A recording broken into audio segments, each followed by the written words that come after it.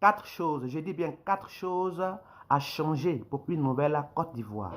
Premièrement, le nom ou gentilé ivoirien. Deuxièmement, les armoiries de la République. Troisièmement, le nom éléphant pour les sportifs. Et quatrièmement, l'incivisme hygiénique. Suivez jusqu'à la fin, je vous explique. Dans cette vidéo, nous allons aborder le premier point. On devrait maintenant dire ivoirois et non ivoirien. Ivoirienne et non ivoirienne. Je vous en donne les raisons. Mais avant, abonnez-vous, aimez, likez, partagez. Je suis votre frère, le pasteur Francis Legbedji. Pour comprendre les raisons pour lesquelles il faudrait maintenant dire ivoirois au lieu d'ivoirien et ivoirienne au lieu d'ivoirienne, il faut comprendre ce qu'est un nom. Un nom est un mot qui sert à désigner un être vivant, une chose abstraite ou concrète. Nous avons les noms propres et les noms communs.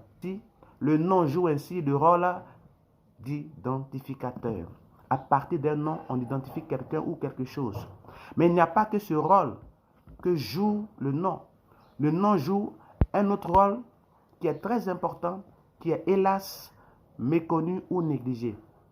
C'est celui d'influenceur. Un nom influence en lien avec sa sémantique, ça veut dire sa signification.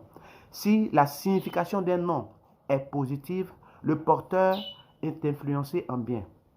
Si la signification d'un nom est négative, le porteur est influencé en mal. Il faut donc connaître la signification d'un nom avant de le porter ou de le faire porter à un enfant ou à une structure. Il y a plusieurs exemples à cela, mais je vais en retenir deux. En Côte d'Ivoire, dans la commune de Cocody, nous avions un célèbre carrefour qui était appelé du nom de Carrefour de la mort. Il y avait plusieurs accidents en ce lieu.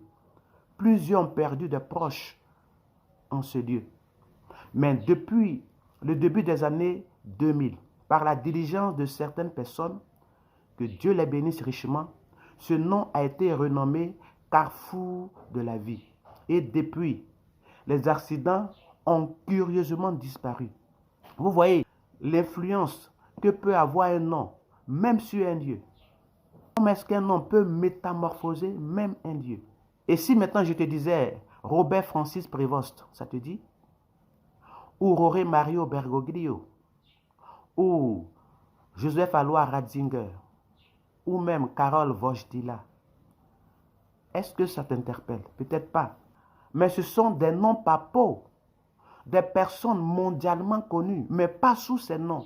Ce sont respectivement les papes Léon XIV, François,